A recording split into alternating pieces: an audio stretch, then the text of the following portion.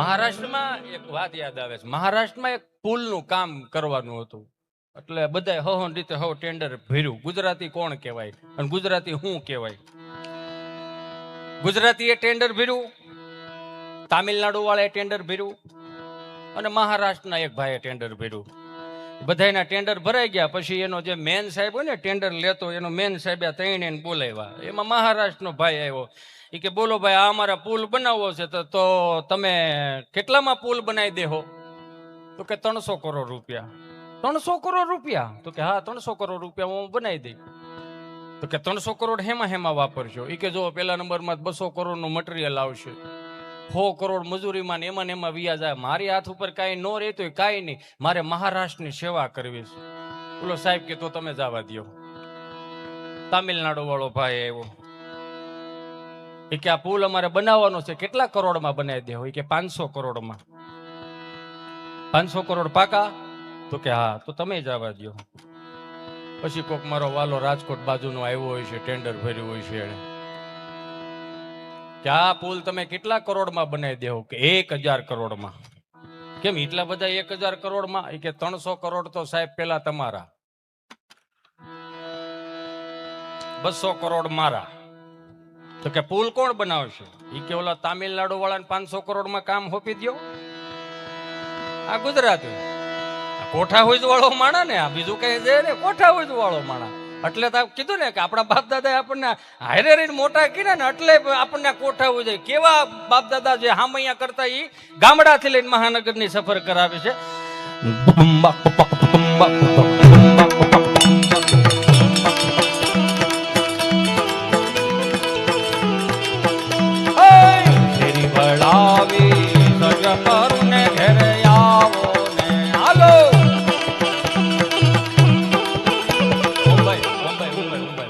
આપણે સીધું સલતીમાં ઉપાડી લીધું, આપણે ઈંશમાં ઉપાડ.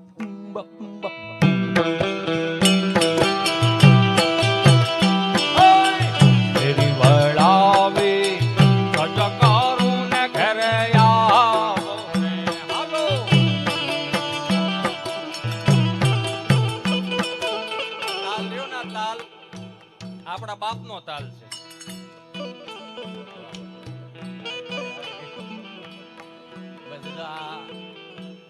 ઉડાડે ને વાડાવડા છોકરા એટલે આપણને ગમે. શું કામ? આ મોટા થાય પછી અમારી પેઢી મોટી થાય.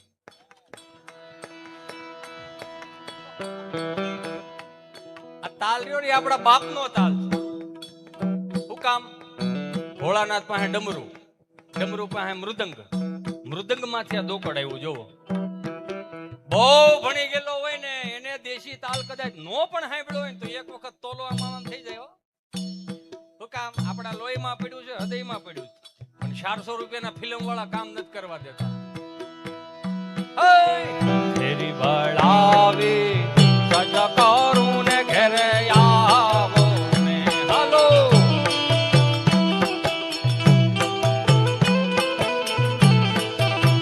એ કાય શરીરે પથરાવું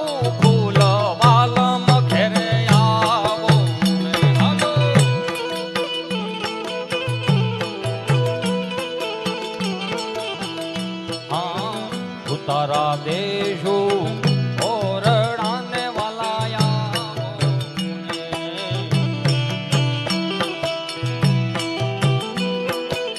બે ચાલતા આપણે પાસે હિંસ અને સલતી, બીજું કાઈ નહીં. આ હિંસ ચાલતું તો હવે સલતીમાં પડો.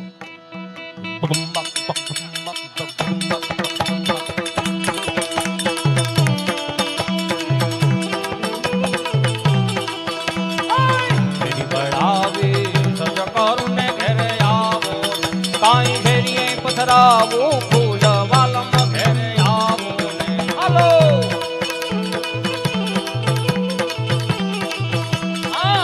તારા દેશો ઓરડાને વાલા આવો ને.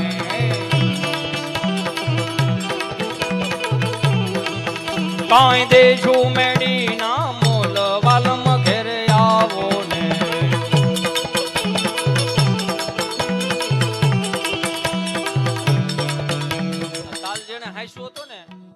અત્યાર સુધીમાં આપણા બાપ દાદાએ હાંચ્યો, પણ હું કાયમિકને માટે કહું, આપણી ઈચ્છાઓ જેમ જેમ વધતી ગઈ ને, અપેક્ષાઓ વધતી ગઈ ને, એમ એમ નવા વાદીઓ આવતા ગયા.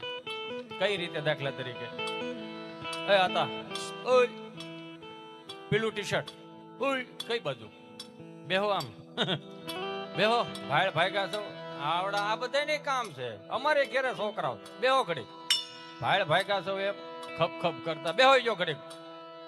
કહું છું એલા 5 સાડા 5 કલાક તમારા સુધી પોગતા થઈ, અડધી કલાક નહીં બેહો યાર.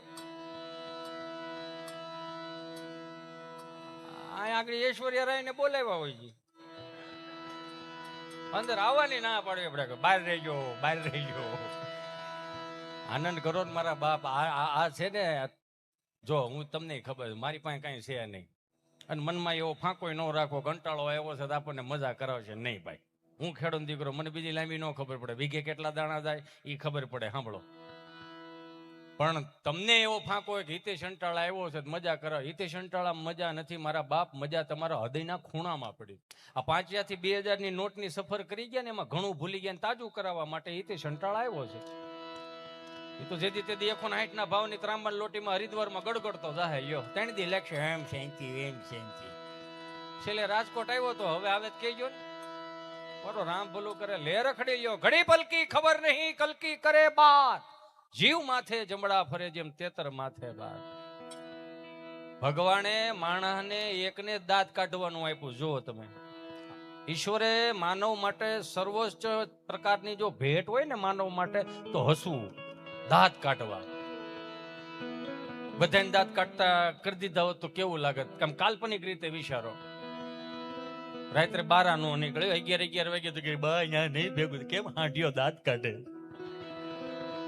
બા બકરું દાંત કાઢતો તો મારા, કેવું લાગે? માણાને જ હોઈપું છે દાંત કાઢવાનું. આ એટલા બધા કેમેરામેન છે, એટલી સુંદર મજાની આ તમારે આ તસવીરો ખેંચે છે, હું કામ?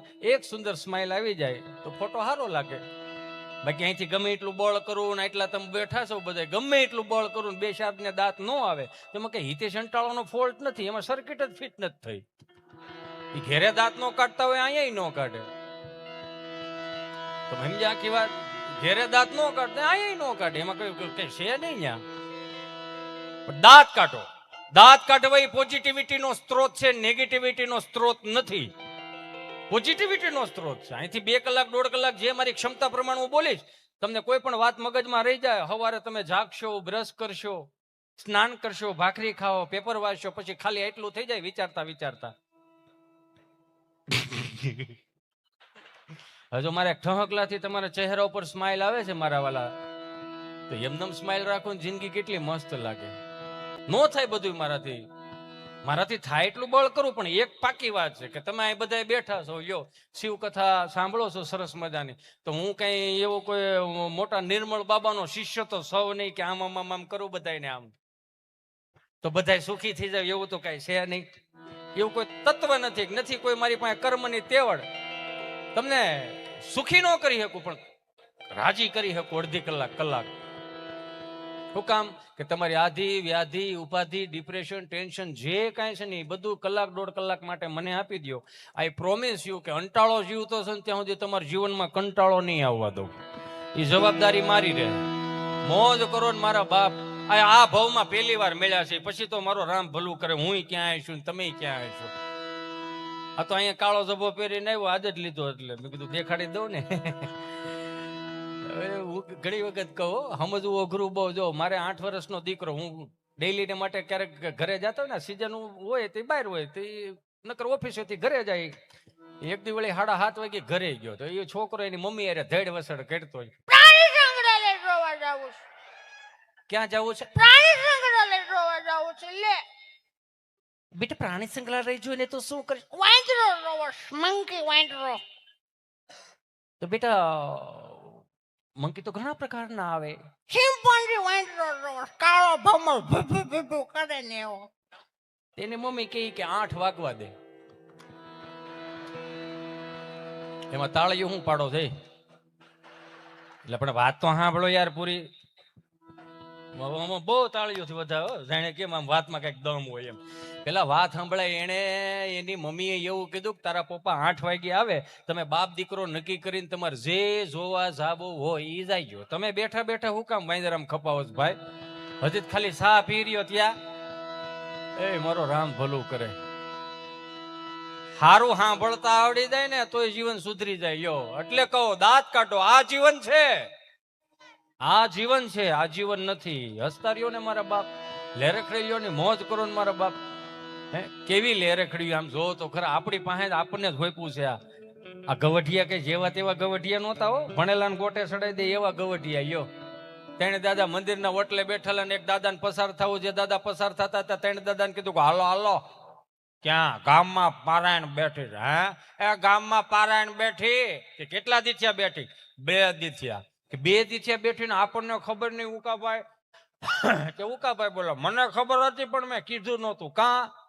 અહીંયા જવાય એવું નથી. કેમ? તો કે હિન્દીમાં વાંચે. હે કે હિન્દીમાં વાંચે તો કે એમાં શું વાંધો? કે આપણી બાયુ ગુજરાતી બોલે તો મગજમાં નથી ઉતરતું, એમાં હિન્દી વાંચે શું મગજમાં ઉતરે? ત્યાંથી ચોથા દાદા બોલા કથા ભલે ને હિન્દીમાં હોય. ગુંદી ગાંઠિયા મોહનથાળ થોડો હિન્દીમાં હોય, એમાં તો માલ કાપી નાખવાનો જ હોય. એટલે તેના એના ખંભાઈ ધોહરા જેવા હતા. માર્ક કરો, ખંભાઈ ધોહરા જેવા. એ તો આપણે બધું મારું રામ ભલું કરે. અત્યારના છોકરાઓને બહરાટી બોલાવી. કેવા દાદા? જેવા તેવા દાદા નહીં. ચાલુ રાખો. તેરી વળાવી સજ કરું ને ઘેરે આવો ને. હાલો એ આવો આવો. તેરી વળાવી સજ કરું ને ઘેરે આવો ને.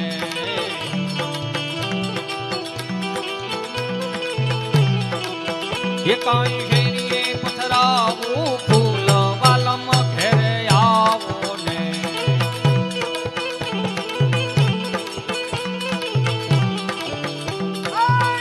તારા બેઠો ઓરડાને વાલા આવો ને. હાલો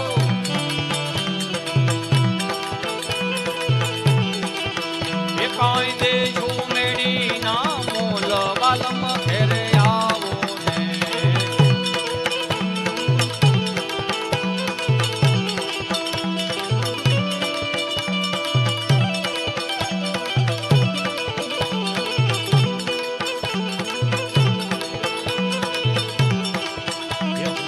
આગળિયા નથી નથી થાતી કાનુડા તારા મનમાં નથી. ચાલો